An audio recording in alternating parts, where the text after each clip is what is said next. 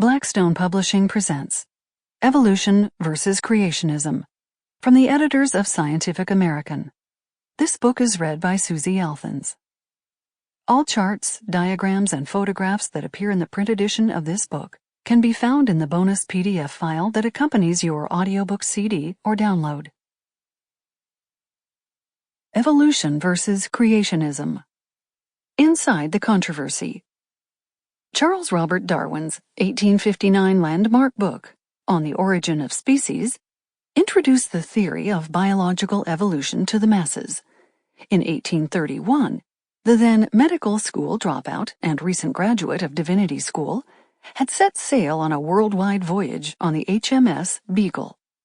During the next 5 years, Darwin visited 4 continents, gathering specimens and examining the local geology.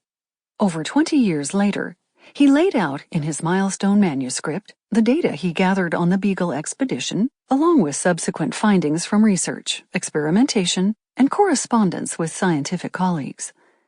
With this collected evidence, Darwin presented evolutionary theory in 3 main components: variation, selection, and heredity. He first argued that organisms can change over time. Their traits are not fixed, and that new species arise by natural causes rather than miraculous or divine ones. Thus, all the different organisms in the world did not spring from isolated, spontaneous creation events, but are modified descendants of earlier forms. Those organisms more suited to their environments would then survive longer and have more young.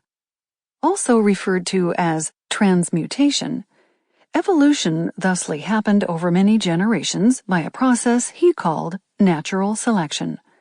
Although he was not the first to theorize that all species of life have a common ancestor, his approachable style and the compelling evidence outlined in the text led to a more widespread dissemination and acceptance of the theory. Darwin's theory did not arrive without controversy.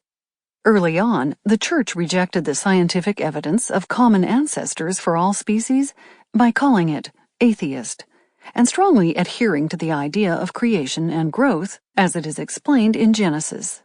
Especially contentious was that mankind lost its privileged place in the story, that God created man in his own image, and was instead descended from apes, something only implied in origin, but stated outright in later works.